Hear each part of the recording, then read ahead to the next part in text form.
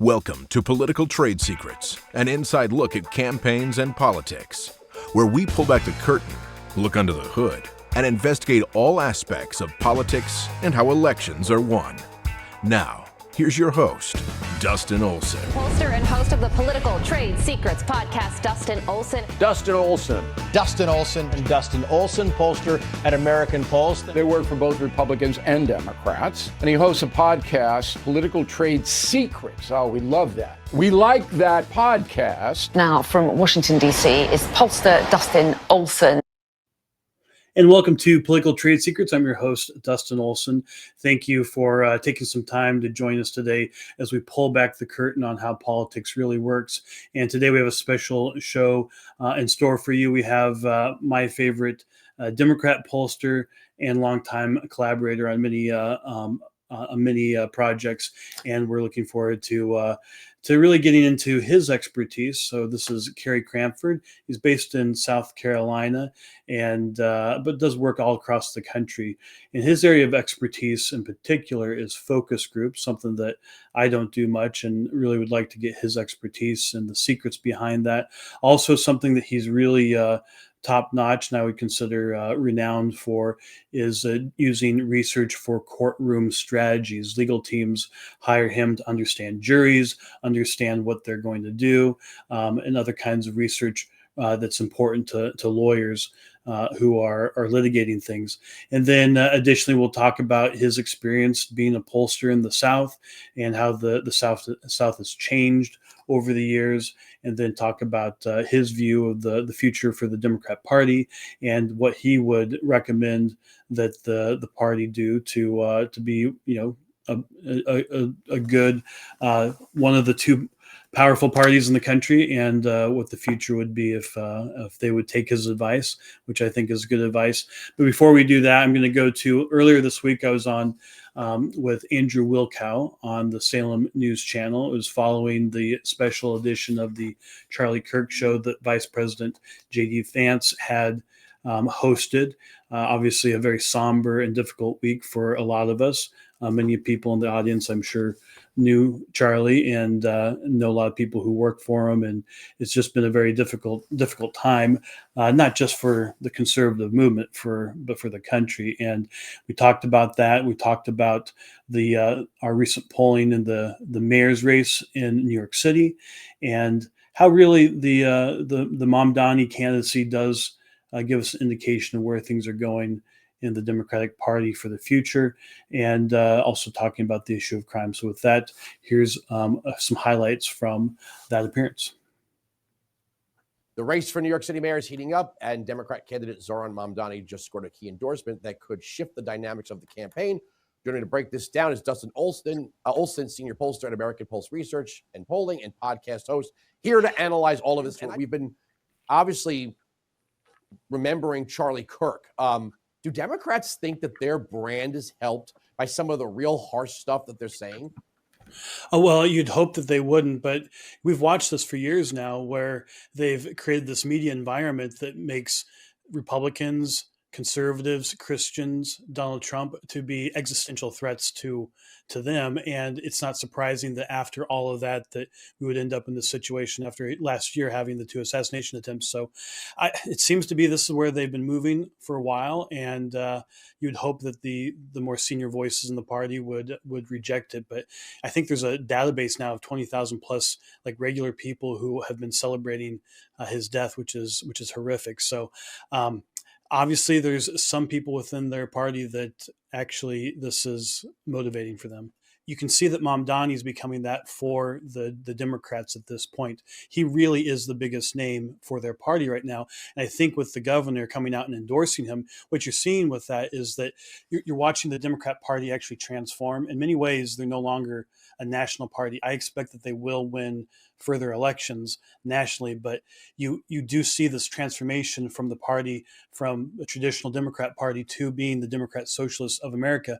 When you have Kathy Hochul deciding to get behind him, I think you're going to see other party leaders follow her lead, and you're watching that the continuance of that transformation. We really need to focus on policies, because when you get into those policies, on all of our polling, a majority reject his positions on the Antifada stuff and on the BDS stuff, as well as the government-run grocery stores. But the thing that we found was the most powerful in this race, and we're talking about violence across this country, not just political violence, but just rampant violence like you saw in Charlotte with the young woman being just brutally stabbed. This is a concern for New Yorkers. 85% of New Yorkers say that crime is a problem. Nearly 50%, it's like 48.7%, say it's a serious problem. And when you talk about the defund the police and other radical positions on crime that Mamdani has, 58% say they're less likely to vote for him. So these are the things that need to be focused on by the candidates.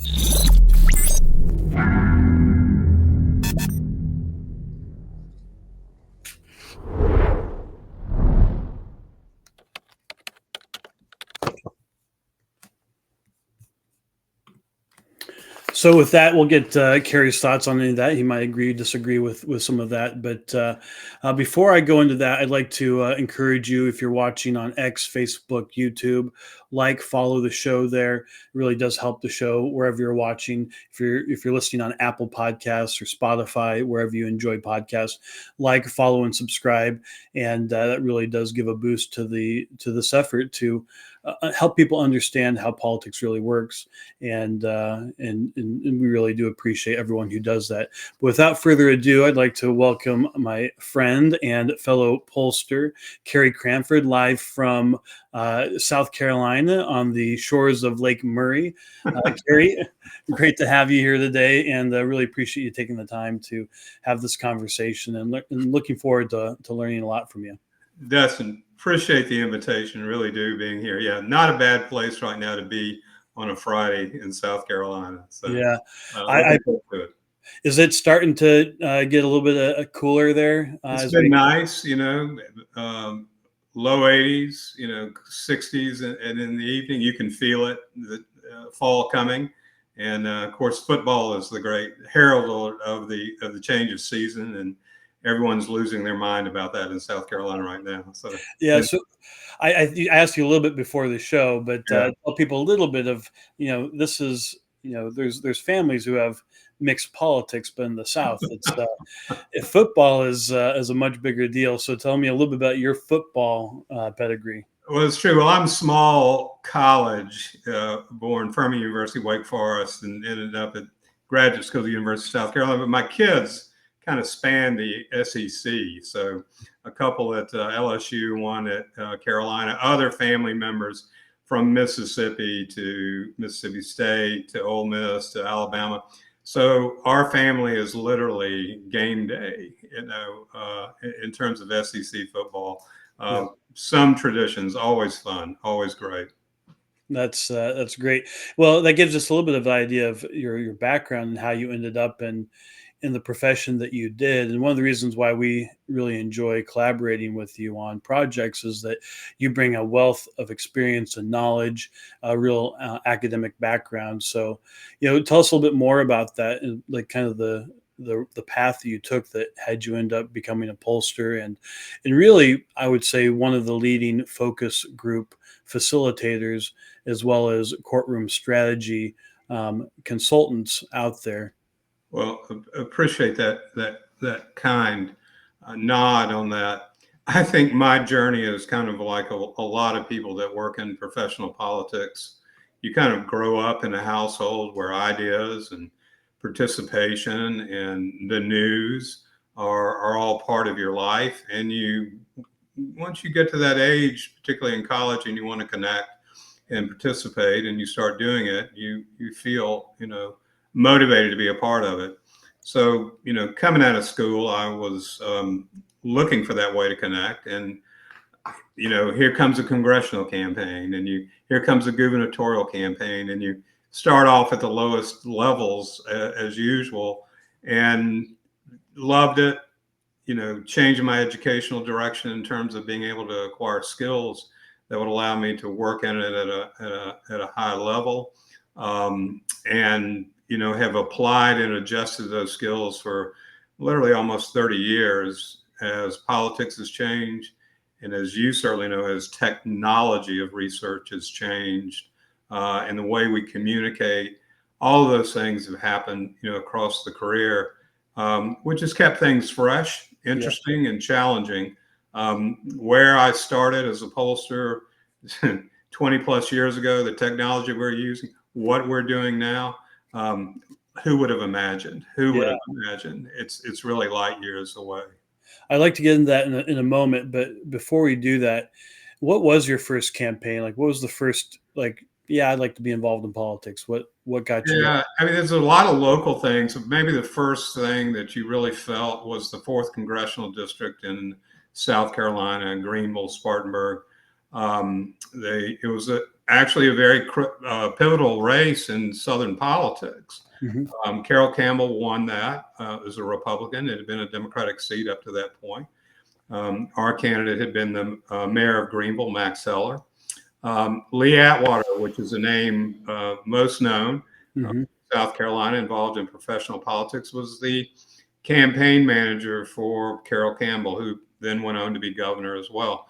So the tactics, techniques, and just the beginning of Southern competitive party politics kind of goes back to that to a certain degree, and began changing how particularly people in the state began looking at what is competitive, what are tactics that work, how should we approach these things, from messaging as well to thinking about coalitions in a southern state. So it's kind of interesting that I was involved in that and paralleled it. We were on the losing side of that. But sometimes, as you know, no matter what side of it is, your own losing can teach you a lot of things and can motivate you to think about how to do better in another manner. And as Southern Democrats at that point, the change was coming. And you really had to look at how you were campaigning, what you were talking about in many different ways after that point. Well, for myself, I know life lessons. The ones where I learned that was on my losing campaigns, and some of my best campaigns were actually losing a campaign in a difficult environment. And in one case, there's one that I did in Massachusetts for a Republican, tough place to be. And people actually remembered it as though sometimes people say, you're that guy who won that Massachusetts race. No, we lost. But they just remember it being a really good campaign. And it's still fun. You meet great people. You learn lots of great things. And that's so interesting that is a huge moment. Before that, it was kind of what you have now. It was a one-party state, right? Very much. That was the pivot. The sun was setting, and it took some very sharp eyes to realize how it was. Actually, if you go back to Goldwater's race, and you look at the South, that kind of a pivotal presidential race that really showed how conservative messaging, values, and ideas were emerging as very strong forces in the South. So the Goldwater electoral map kind of suggested what was there. And then a variety of presidential elections after that, also, you began to catch the tide of what's happening demographically, what was happening socially, what was happening in the country that was being magnified differently in the South. So a lot of things. It was a turbulent time, if you go back to the 70s, the end of the 60s, where a lot of new ideas, new ways of looking at things, and protest movements, and all types of things were happening. So the bonds were loosing of the old one-party Democrats at that point, and people were looking for change in different things, in different directions. And as a result, here we are so many times later, where the one party label has now switched places in a lot of southern states, and definitely here in South Carolina, where the Democrats are fairly non-existent, and the Republican majority is very, very strong and has been in control for almost 25 years. This is, currently in the national level, and I'd like to get your thoughts on this. We're watching a bit of a collapse of the National Democratic Party, and who knows if that's going to be a long term. You saw in the clip that my view is that people like Zoran Mamdani are the future. If you follow the energy, that's where things are going at the Right. national level, which I think takes the party from being a national party to possibly a regional or very ideological party. Now, is that going to happen for sure? I don't know. But my contention is you need to have a strong, at least two-party system to have checks and balances, accountability. Sure. You don't want to have one party completely control everything forever. And I would suggest that that's the case in a place like South Carolina and others. So for the state, you're in South Carolina. It's between North Carolina and Georgia, which have a little bit more competitive. Right. What's the reason why South Carolina is the way it is versus what North Carolina and Georgia are? A couple of things, but I think the predominant one is urbanization. You have Atlanta in Georgia, which is the threshold, and it's the linchpin of politics, and the demographic makeup of an urban area makes Georgia politics kind of bifurcated. You've got a rural smattering still left, but then you have this massive suburban, urban, community smack dab in the middle of the state, and some other like Augusta and Savannah, growing, urban areas. But it's Atlanta, and then you go to North Carolina, and you see the triangle. I mean, Charlotte is that urban core. Which brings those characteristics into the electorate at a very significant time. Western North Carolina is vastly different than the middle area of North Carolina versus the eastern part of North Carolina.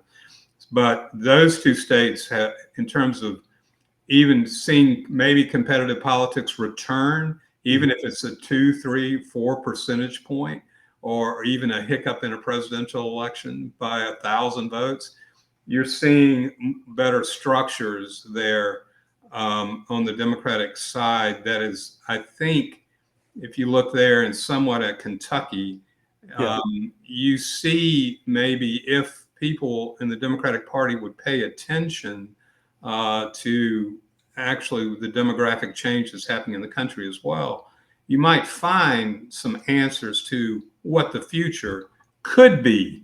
Not necessarily the way it's unfolding right now. I think, as you've rightfully, pointed, that it's a bundle of I don't know, different factions across the country that tend to be housed in very Eastern liberal areas or Western liberal areas. That, look at the map, look at the electoral map in a presidential. Those have a different kind of set of core values, maybe thoughts about the economy, growth, who's important, than you see in the more middle sections of the country, particularly the South. Yeah. So, the flyover areas. I think Democrats will win national elections, though I think if it continues this direction, it's going to be hard for them to do so. Right. And it will be less often. I think this midterm election, Democrats should be in a position to be much stronger. I was looking at the congressional generic ballot, and I don't know what the numbers are today, but generally the average at this point in 2018, Democrats were up by about 8 points. Recently, it's been anywhere between 1 and 3 points. Right. And I have a feeling the events of the last week have changed that. I've seen President Trump's job approval has actually jumped. And had been kind of declining, but has jumped, at least in Rasmussen. So there's things are happening. They're not as strong as they should be going into a midterm election, but I think they still could pull it off. Now, but the thing I think is, like, who is it that's going to show up and save them and show them the way? And I think you're hinting at what that could be. I think the choice with Cooper and North Carolina, not that I'm a huge fan personally, but I think that was a coup to get him to run. You mentioned Kentucky. So who are the folks who could be able to say, you don't want to go the Mamdani path, you want to follow this path? Who are those folks? I don't know. That's it. I mean, that's part of you had an answer. Yeah, I wish I did. I mean, that's part of the problem, is that even though, as we saw in the last, 8 years, the leadership of the Democratic Party was a Southern voice, again, politics, who shows up, whose voice is the loudest. I don't know that there was a lot of leadership. There has been, to build on, across the country. And I think that's a major problem with it is who are you listening to? What structures are you looking at? The other thing is Democratic prospects. There's a professor from college who said this, Earl Black, authority on one-party politics, kind of redid the whole VOK analysis of things and wrote a variety of books. Was at the University of South Carolina for a while, and he said Democratic prospects are really tied to Republican mistakes in the South, and that is rather correct. I still think is that for the party to win, for elections to win in competitive races where maybe 4 points, 6 points is the difference, it may be more determined by the mistakes of the Republicans, by the party lack of coherence, or many factions, or many candidates, or lots of different things that may provide a small part of the electorate to then go sample or look for another candidate. And I still think that's true in terms of Southern politics right now, is that even including Georgia, things may be more competitive, but I think they are tied to Democratic prospects are tied to being opportunistic with the field that they're looking at, or the opportunities that they're seeing with it. Where I find, if you look long term, and I know this is just part of you and your work, is the understanding of demographic change. That as a pollster and as reading data, being able to focus on the trends that are occurring as elections move across a calendar and time, it is a critical analytical tool. And what we are seeing here is we're in the midst of this huge demographic change based on age. Really. Baby boomers aging out. The group that have defined politics really since the late 70s, they're aging out. They're retiring. Their children, and how will these younger voters redefine this? And in a way, and I think it's maybe a little bit in both parties, that our messaging in both parties, maybe because we want to win elections and we know who's voting, are still kind of geared towards that model of age group. And that's going to change in the next election cycle a lot. And do you think? How so do you think? Well, I think as the baby boomers age out and become, less and less of the deciding factor on most elections, who emerges? And does the 30-something group find a voice? Their relationship to economics, their relationship to the social agendas are so different than the baby boomers. So how will these upheavals in terms of who's voting change both parties with it? And I will admit the Republican Party has done a better job of looking at the youth movement and trying to address it and involve and bring people into the circle than the Democrats to a certain degree. But that's going to change politics. That's going to change politics. Well, this is part of the legacy of Charlie Kirk, and in a way, as being now kind of an older Republican in my mid 40s. He's 15 years younger than me, and so this is the question for Republicans. He was the one who was saying these college kids have real economic concerns, and if we don't address those, they will end up with the Mamdanis. And he was prescient about that, and I think a visionary. The question for Republicans is, with him being taken off the table, is out of the game, is that leadership not going to be there? He was 100% the energy behind that and the reason that was being addressed. Now, I would say that on the left, Mamdani is the one. We've done a number of polls in New York City. The Right. affordability approach really is why he was able to win that primary and continues to be beating Cuomo. And I really don't see anything that's going to change that currently. It could change, but you see these two people on both sides that are, in a way, the voice for that generation, just from different philosophical perspectives. No, you're right. That's the stew, and how it bubbles up and it is finalized is, the fascinating part of our work is to watch that.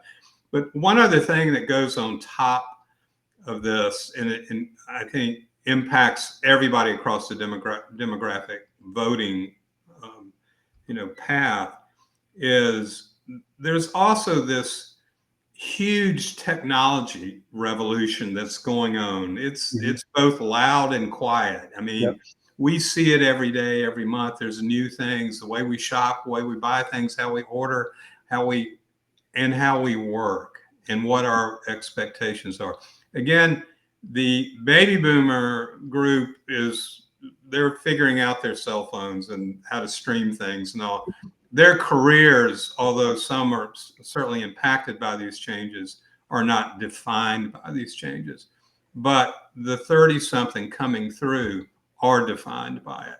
So, as you mentioned, Kirk, it said a lot of things about what life, debt, employment opportunities, how are they going to be shaped by these things? Yeah. And I think there's both an economic frustration being expressed in the younger groups, as well as a uncertainty about what am I facing, and how am I going to do this? What's there, and that's where both political parties are going to be defined is by how people deal with these things moving along and technology. We've still had somewhat of an old party issue set, for the last, I don't know how long. It's almost predictable. But as you said, Mondavi, there are unpredictable things that are now happening. And how do they put a stamp on the future for both parties, really? And I think that's the interesting, fascinating story to watch election to election to election is how is this new group of leaders, young people, the economic force of them, how are they going to sort through all this? How are they going to define it? Yeah, we're in the midst of what is going to be an earth-shaking change to your work life, as you've pointed out, with AI. And I know for myself as a father, thinking about, my young daughter in 15, 20 years, I mean, what do I need to do to prepare her for a workforce that can be completely different? What are the skills that somebody needs? I mean, it's something I constantly think about. And this is to the point of, Charlie Kirk being assassinated and having been that leader on the right. The question is now, will the Republican Party forget what they were already working on and how they were addressing these economic concerns and how they were making inroads? Or is this now going to amplify it? I do think that I can speak for myself. I feel as though I'm more aware of what was going on than I was before. I now am aware of just how important he was to that whole thing. I don't know if you know this, but the Republican Party outsourced their entire get out the vote. To Turning Point. I read that. Right. Which is unusual. It's definitely unusual, and it turned out to have worked. A lot of people were skeptical. I want to point out we have comments, and if you're whatever social media platform you might be watching this on, you can post a comment. We'll try to get to it in the show. If we don't, then we will follow up later. But we have a comment. Good point about demographic changes. Though we were told in the past all of the changes benefited Democrats, it seems like the opposite has been true. Thoughts? Yeah, I don't know. It's we're at the beginning of this now, so it's hard to see. And again, like we said, so much of the party structures, maybe nationally, are still dominated by the interest of a little but the change is occurring. It's starting to crack. People are starting to talk about it. People are starting to look at different issue sets. When we do focus groups, both sides, with the younger voters, they're not they're more pragmatic in their approach, and they're not as necessarily dedicated to one side over the other. They are definitely worried about their own economic future and security. They're postponing a lot of life in order to figure that out. Yeah. How do all these things come together? And then how do parties, react and change? Because the change is going to push through. It's going to push into it. And then people will react and begin to talk about these things. So, I don't know. I'm not sure. I know it's happening.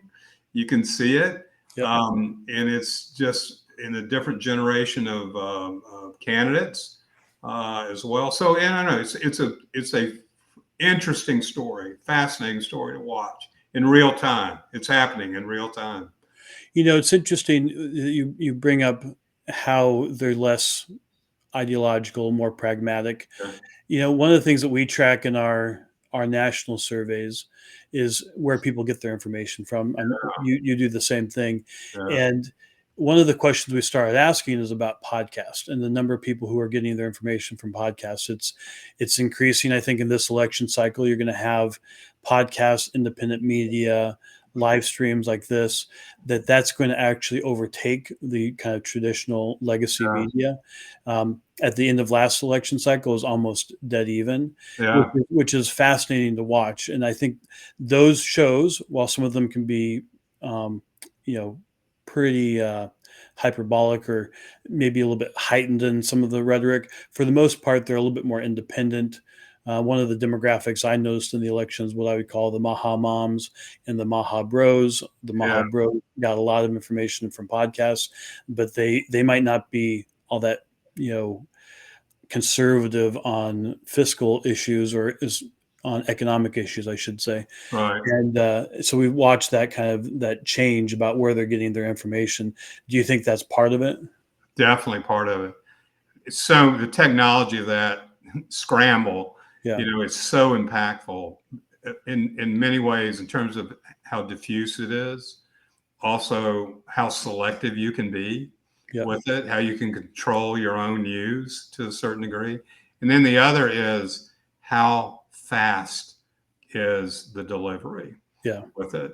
And then how long is the message. So we've changed, we're not reading 30-minute articles anymore. We're delivering news in 23 seconds or 9 seconds to optimize it or whatever it may be. That has an impact. That has an impact on what can be told as well as what I want to interact with. So that's a huge thing coming. As I said, the baby boomers, they're into it. They're into Facebook and they do all these things and connectivity and things of that nature. But go down the scale, young and the whole different involvement and from social media to information media, all these things. That's it. The interesting thing for me to watch is how the marketplace is monetizing this change. That all of a sudden it's not fringe stuff. It's not out there. It's not a group of, people communicating and sharing news. No, I mean, you can stream on, any platform now. You can put ads, you can buy into it. They're changing, they're buying each other, they're consolidating. So that the marketplace is now involved in shaping this with it. And the old legacy media, I mean, what becomes of them, but they're being replaced, systematically right now. Many of them are participating in that replacement, with their own formats and forms and things like that. So, I mean, at the heart of democracy, and we know from our own political science class and our own passion about what democracy is information is the key. How I get it, how I learn, what I want, what I know is the key to participation in forming views and making decisions. So it's a important variable in the life of our country. and the process of political change. So Yeah. huge. Well, you talk about the platforms and how that works. It's interesting, and I'll have the team bring up pollingclub.com when I'm on legacy media for an interview, and I Yeah. mentioned go to pollingclub.com to get our national polls or to tell us what questions to ask. Right. I almost never have anybody show up on our website and sign up to get our polls, but when I do any kind of new media, any kind of podcast or live Yeah. stream or anything like that, I get a ton of signups of people Right. who want to participate. And I don't know exactly what that is. It's partly the format. People are watching on their Right. phone or their computers, and they're able to take action immediately. But it is interesting. Sometimes you feel like a tree that fell in the forest and no one was there to hear it, Yeah. to make any Right. sound when you're Right. on legacy media. With that, I'd like to bring up your information for Crantford Research, where you're a pollster and president, and how people can get a hold of you. So if you want to learn more about Carey and Crantford Research, you can call them if you want to do a project. 803-606-4451. You can email him at Carey, that's Carey, at Crantford.com. You can go to their website, which is CrantfordResearch.com. And Crantford is Crantford research.com. So recommend people do that. In particular, on our next topic that I'd like to get into, which is focus groups and how they're used for legal strategies. But before that, one thing I think is really interesting, you mentioned being on the other side of Lee Atwater. And Yeah. Lee Atwater he really is a legend, honestly, for Yeah. Republicans. He was the Republican National Committee chairman. He had been the campaign manager for George H.W. Bush. There's a book called Bad Boy, which is about his life, and he really kind of created the profession of political consultant in many ways. Right. He was one of the people who started that whole even idea of that. What was your experience from being on the other side? What did you learn from him? And as being a South Carolinian, what would you tell people just kind of in a nutshell about Lee Atwater? Well, fascinating guy. We crossed paths. I didn't know him that much personally, but if you were working in politics, particularly in the South during that early time, you knew Lee. And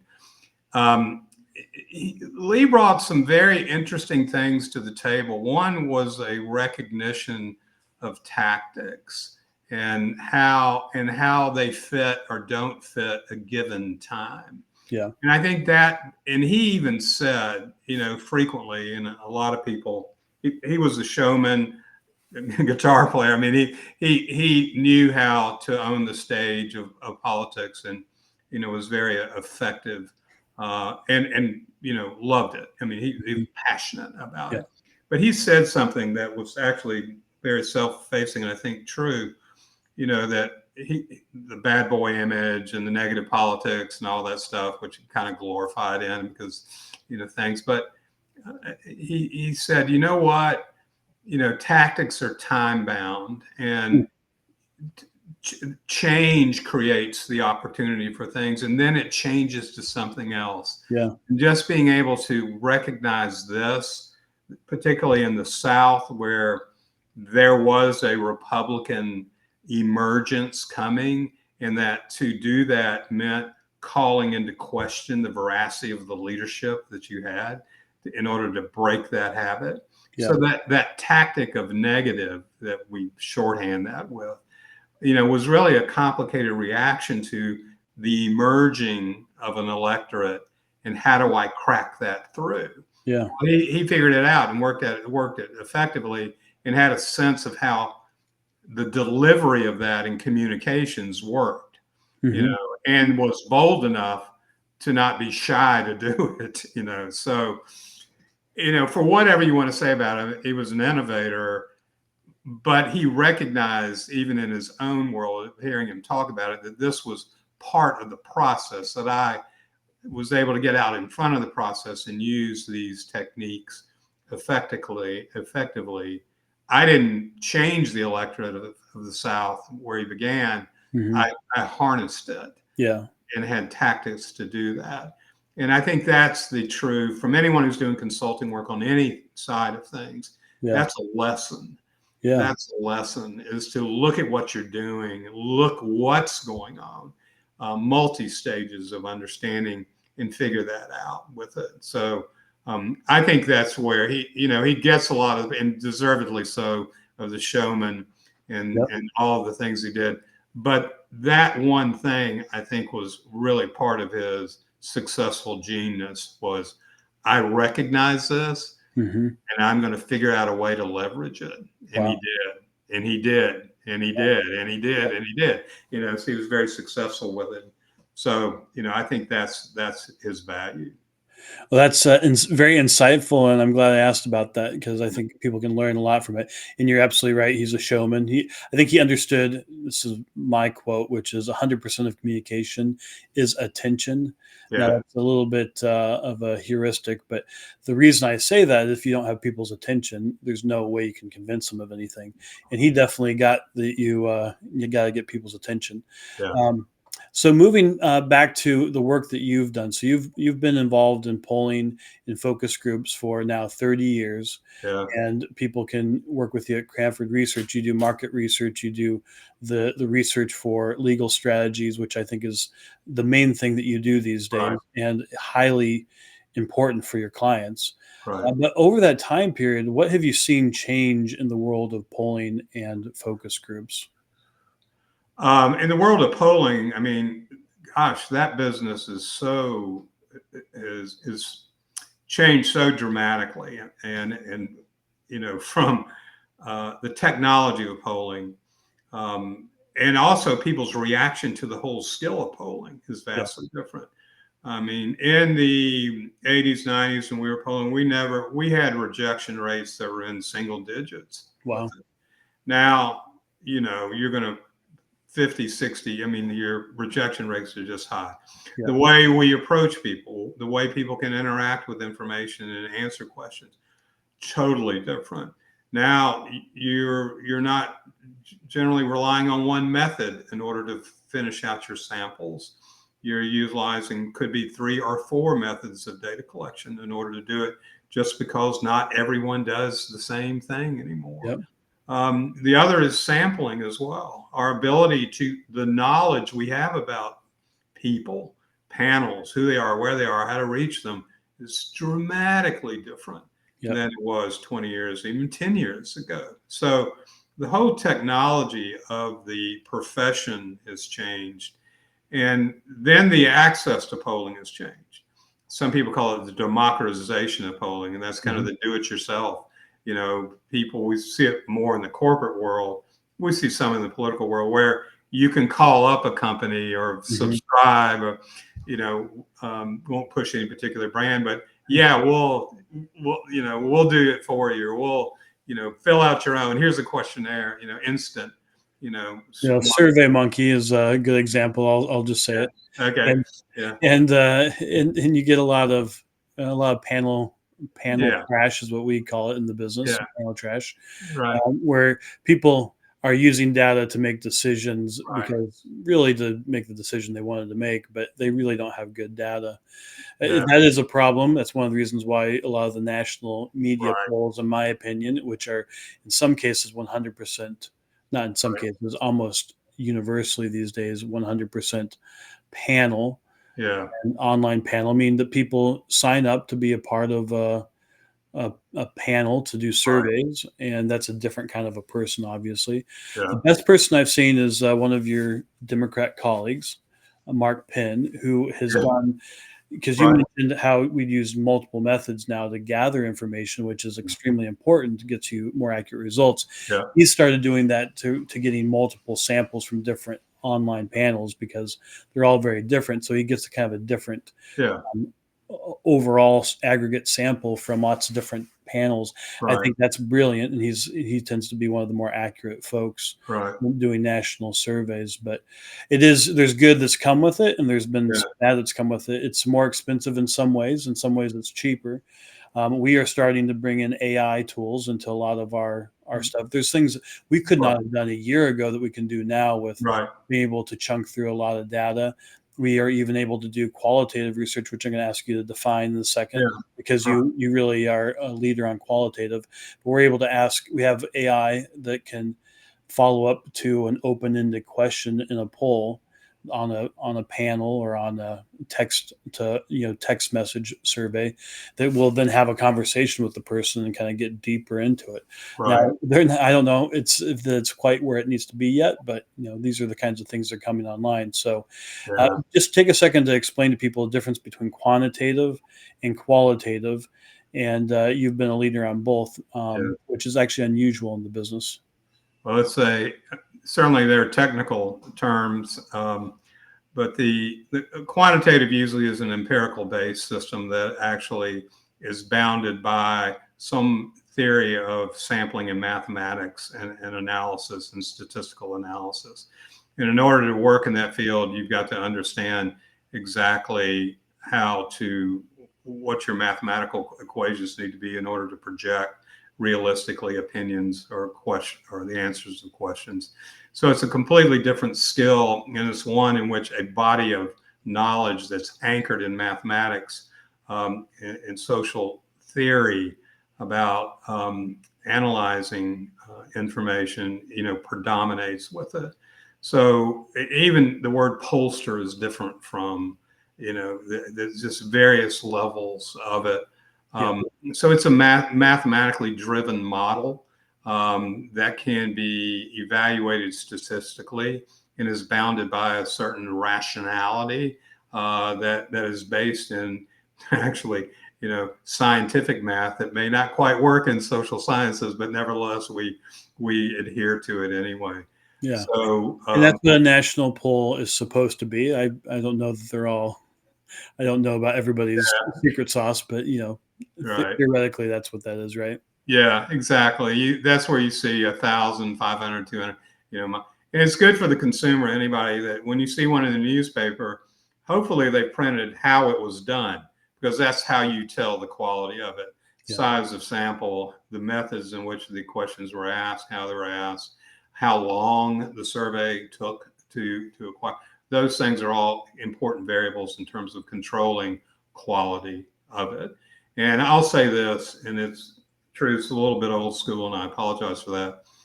The value of quantitative work begins and ends with the experience of the analyst. Mm-hmm. And it's not just I can ask 100 people a bunch of questions. Yeah. It is the analyst's judgment and experience with knowing about what they're doing in the model they're working in and how those interpretations should be best framed with it. So that's maybe what's missing in a lot of the stuff that's out there, but in the real stuff, that's what you're doing, and you have that core professionalism that says, I am playing by the mathematical rules, and I know through experience how to look at this data and project it. That's the difference between accuracy and just content that's out there. So the Marquette Law School, which is always talked about in the media, has their director of marketing is the one who runs their poll. Yeah. I never think of a law school as a place where they know much about mathematics. But anyway, that's a case of, I don't know that there's a lot of deep thinking going on with the structure of that study. But then on the qualitative, which is qualitative, it's a different animal. It's not bounded by the social norms and statistics in any way. And it actually, I tell my groups when I start, I said the rationale for what we're doing is, hey, let's get some people together and ask them some questions. And that's kind of the core of what a focus group is, with a lot more, structure to it, in that we want our focus groups to be reflective. They're small. They can be, it depends on where you're working. If you're working in show business, you're doing focus groups of 200 people in order to test new television commercials. If we're in our legal work, our tendency is to use 6 to 8 people, in a focus group where we have a lot of time and information intense. But we are looking to somewhat collect a group that mirrors our population of interest. It could be a general population. It could be we're interested in how young people feel about something or how whatever. So you have the opportunity to bear down more on the focus of people. Then you have time. You may have an hour and a half longer in order to engage people on a topic in a systematic way that allows you to understand more their personal and demographic connection to things in terms of making decisions. And then more importantly, it is a conversation. There are lots of different techniques with it, but you get to engage people in follow up. Yeah. Well, why do you feel this way?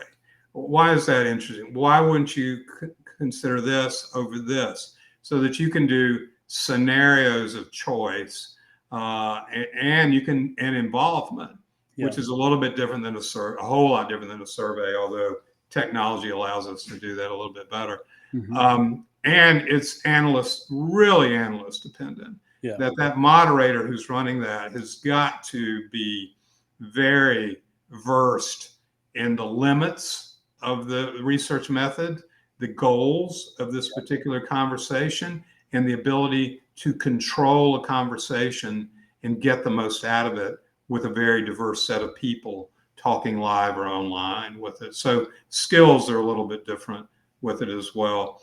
And then finally, say a little bit more about those skills, like the kind of person it takes to be able to moderate that discussion. Yeah. If you think about it, you're walking into a room with people you don't know. They're there. They know why they're there. You're told they've been recruited. You're going to pay them something. They're aware of that. So how are you going to a complete stranger walk into that room and ask them about, well, I'm going to tell you a story about a legal case. Yeah. And I want you to be fair and responsive and all this stuff. Your stage presence has a huge impact on how people are going to react. Your language, your intonation, your structure can control or import bias, into the thing. So being trained in the neutrality of it or in the actually planned bias that you may introduce in a group for various reasons is critical. It's just not going in and saying, hey, what do you think? It is a very layered process. And then the other thing is, not all of us are used to talking in front of a lot of people. And the moderator has got to be skilled enough to take Miss Jones, who may be sitting there and is very, very quiet, but wants to say something and creating an atmosphere in which she can participate with the group. So a lot of different skills, more directly involving the analyst, the research principal in it as moderator. And the final thing is focus groups may have a logical pattern. I'm going to do A, B, C, and D to find out Q. But as you're working with a group, if you've done it a lot, that group may take you somewhere else. They may not be following your assumptions. There may be learning that's going on. And you've got to be prepared to make that judgment and then take that conversation to a different place because you just learned something. Yeah. So being quick in terms of your ability to judge that or stop it, not letting it go to the place that you want to, is part of it. So it's a high involvement skill, and it makes for an interesting day. It really does. So it's a little bit different from like a classical composition and being, sticking to the sheet music. Yeah. Play jazz. Right. Yeah, exactly. Right. Absolutely. Good way to look at it. Now, what do you do to prepare yourself for that? Because I imagine you have to be on, you have to have, it takes a lot of energy. You're really in the conversation. Yeah. You're trying to be a clearing for this conversation to show up. Right. What do you do to prepare for that? Well, my greatest lesson for anyone who's becoming a moderator or working it is over prepare. Yeah. Because you never want to be in a room and someone brings up a situation that you don't have some preparation on, answer to a question, and particularly if you're doing a legal case, because that just stalls it out. All of a sudden, somebody's asking something important and you can't use that as a stimulus. So over prepare. We read everything that we can for, whether it's corporate, political, or whatever, and that's the kind of unseen thing of the analyst. that is key is the amount of involvement in the topic that you need in order to be an effective test, create that environment. So over prepare, read it all, think about it all. And then the other thing we kind of do on very complicated things, we'll do a test one to make sure we are handling the information correctly when we're getting live with the client's group. Because we will test our assumptions before we get involved in a real group to make sure that we've got the flow down and we've got the right structure for it. So over prepare, test your stuff. Don't make the focus group an experiment for yourself. Be prepared for it. And then you're going to run a good group and you're going to find out what you need. Well, for the stuff that you're doing in particular, there's a lot of money at stake. And you have people who are going to be possibly paying a lot of money based off this.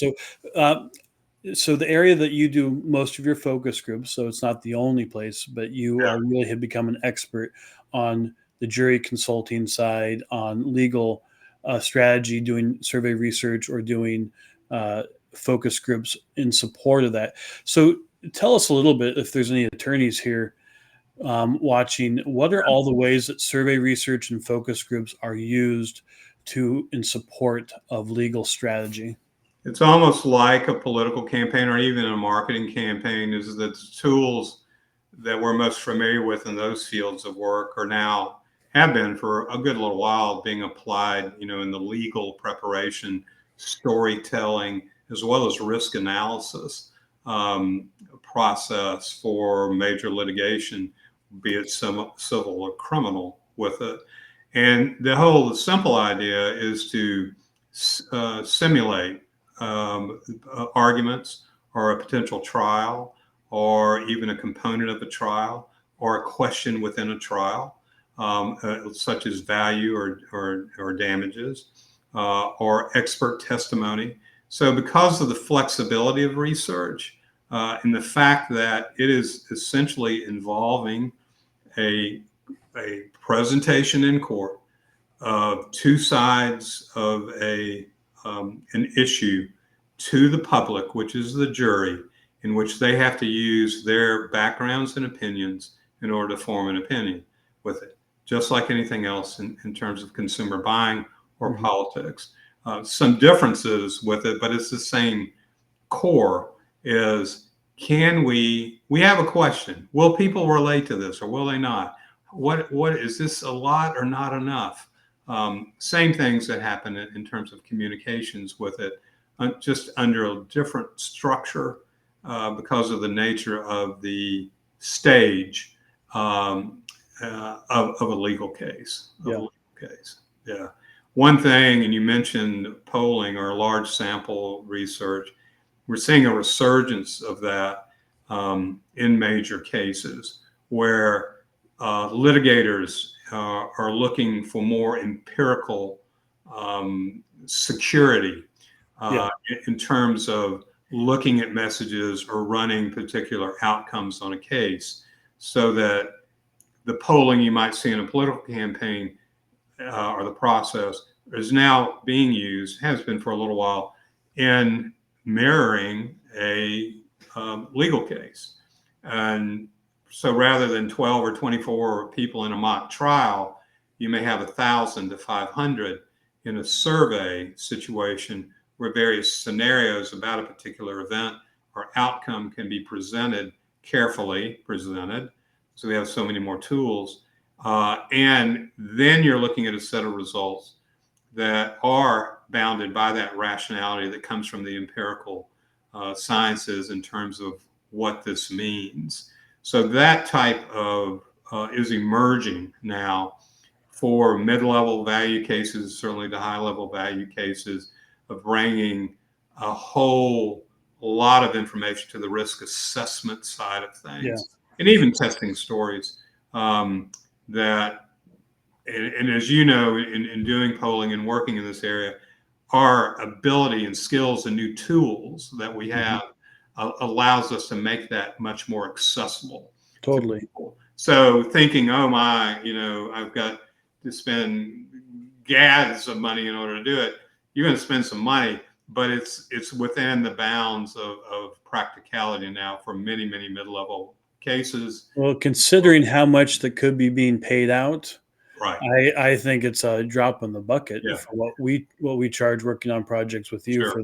for this data collection. Yeah. That is, I don't know what are the kind of, I mean, what are the brass tacks of what people are talking about oftentimes, and settlements is really what you're Yeah. talking about No, here. that's it. It's risk management. It's what's your worst day, what's your best day, Yeah. and what are the elements of making both of those two things happen is really the simplicity of it. But medical malpractice cases, engineering default, can be heavy information oriented with it. Yeah. Have lots of experts and things of that nature. So rather than testing in real time in court, you coming to the research side of things in order to understand how I lay this out in the questions that are in the background of my presentation with it. So it's a very dynamic and exciting field. And the thing that's drawn us to it, you get a report card immediately, with either the settlement or whatever and all that stuff. So you learn. You learn fast in this, and it's a very dynamic type of thing and highly useful tool for other professionals to bring information to their table. So it's an exciting place to be. Well, I'm glad you mentioned that. That's something that's unique about the work that you do and that we do as pollsters, and then the work that you do with legal strategy is that there's very few things in market research. So someone's a company that wants to research their market. Right. They don't ever really get a report card, as you were saying, but elections and whatever the jury decides, those are real report cards as to whether the research you did made a difference, or if it was predictive of what was going to happen. Right. As we said, there's no market share in politics or the court. Yeah. That would make our world a whole different if we were playing for a percentage, but it's win or go home. So if you are a top-notch lawyer out there and you want to win your case, it kind of paint the picture of what a really good strategy for using research and how you can incorporate it into your preparation to win. I think the thing that I see my clients over the years appreciate the most when they engage in research and what gets them coming back for it is they have learned not to assume that the legal perspective on X, Y, and Z, or the position of X, Y, and Z within a legal argument, is the story that people are really interested in and are going to decide on based on what they're told. So a focus group outcome can be so different than the expectation of the legal system saying you need to weigh the evidence, and decisions can occur for lots of different reasons. Yeah. And that's the eye opener, is that our juries are just not neutral experts. They come from houses, they have past and history, they have views, and they have an ability to assess the information based on their experiences, not on your technical analysis. So they're telling a story about what they're hearing. Yep. And that's the greatest thing is like, oh, I thought this was important, but it's not. Yeah. And this is more important. So I need to go here. So it's the reshuffling of the deck. And now you've told me stories before about how this has shifted. I don't know what you can tell, but are there examples you can give that kind of illustrate this? Oh, wow. Now without getting, I don't know how much time we have. Well, it was one that I thought was particularly funny. Yeah, go ahead. Had to do with a fella being able to mow the lawn, I think. Or the loss of consortium one. Yes, loss of consortium. I don't know if you can talk about that, but it's a big legal word that's used in civil cases as a damages term. And it usually has to do with either the husband or wife filing a countersuit saying that their loss of affection, a loss of sexual relations due to the injury that the other spouse has had. And that's kind of an add-on in a civil case, depending on what state you're in and what you're all different with it. But we had a client that was interested, and they really felt that they had a strong argument here. The husband had been injured, his back in a terrible car accident, and that had infected significantly their relationship at home. Mm-hmm. So the wife, they wanted to test whether a loss of consortium filing by the wife in this case would be something that the jury would also consider. And they knew that women would drive this on the jury, since it was a wife talking about her sense of love, satisfaction, romantic interest, all those things in loss of consortium. So I asked, we did a focus group of women. I said, let me ask you about loss of consortium. That's a big word, legal word. And, the woman participant was snickering and said, you're really talking about sex, aren't you? And of course, let's get just straight to it. That's what it's about. And, the case here, his back was hurt. This doctor says this, his wife would say this. This is part of their life that's missing. Is that something that as a juror you would consider in terms of her damages? And 2 or 3 were laughing about it, which surprised me. Why is this funny? Or snickering, really kind of schoolyard snickering about it.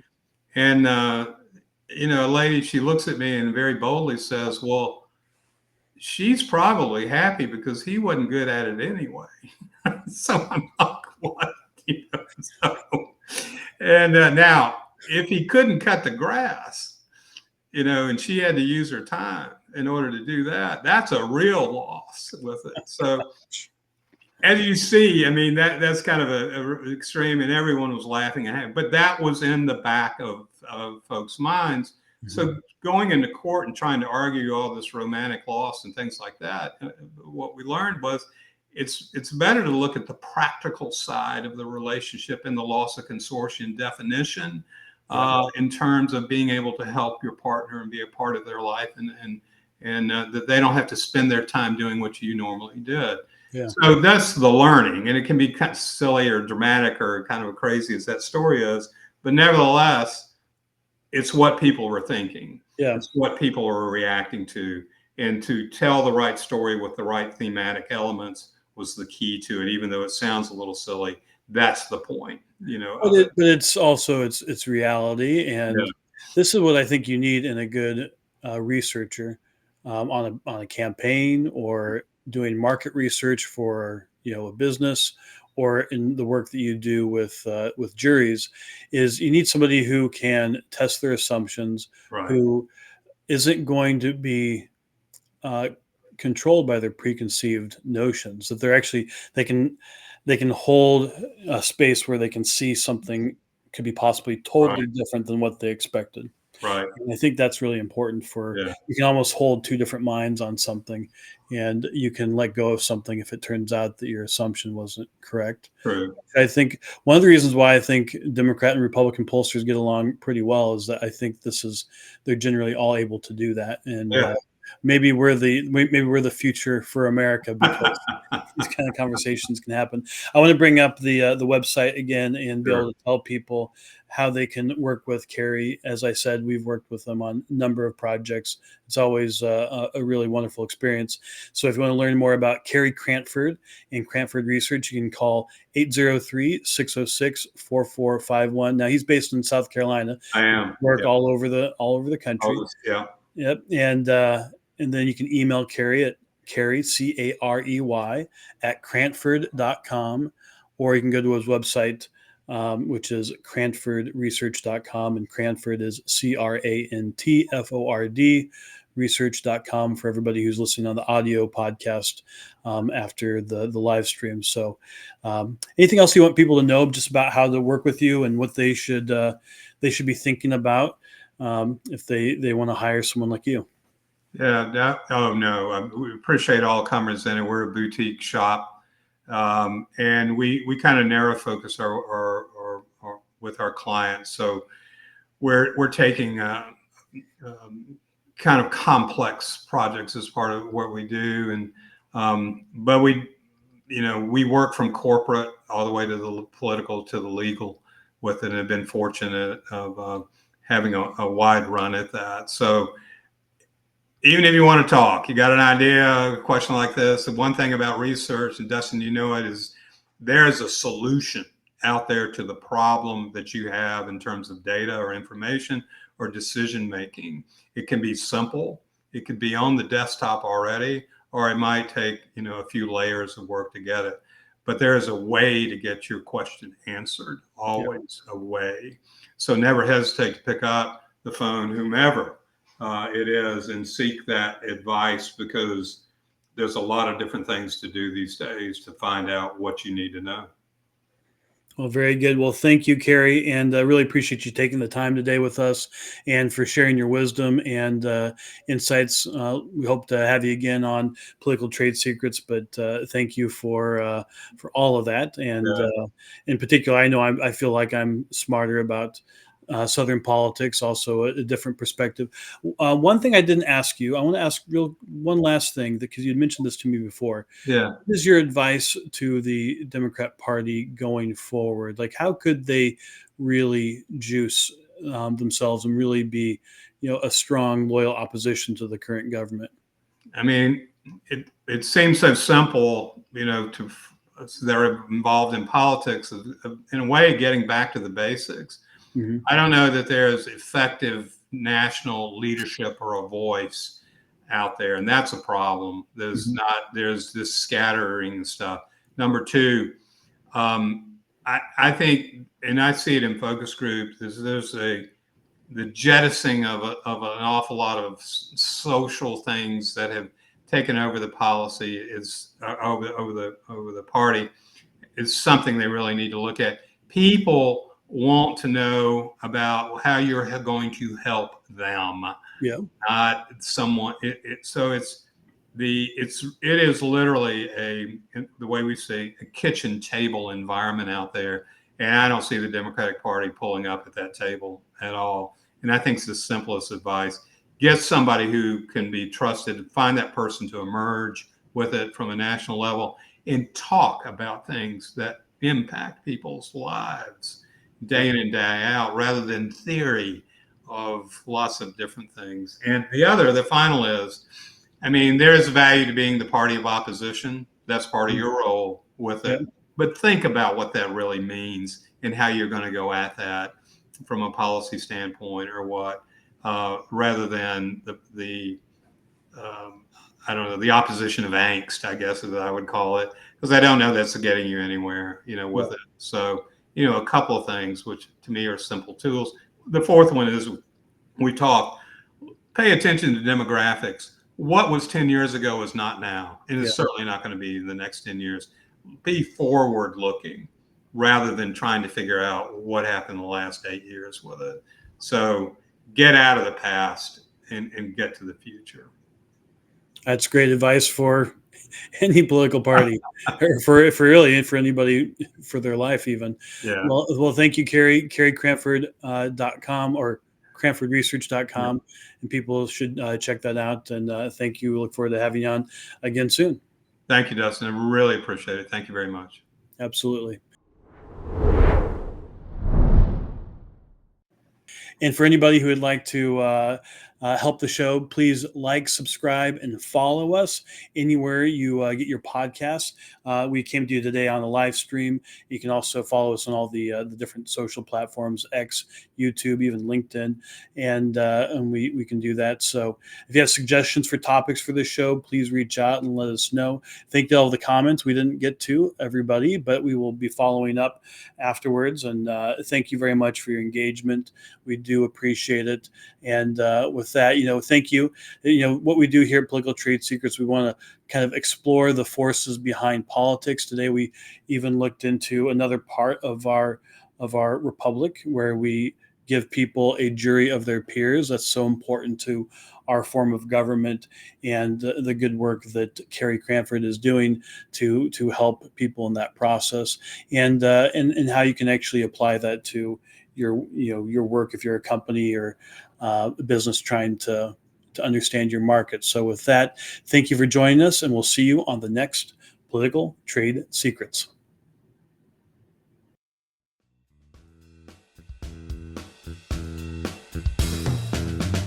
Join us next time by subscribing on iTunes and get show notes and sign up for our newsletter at politicaltradesecrets.com.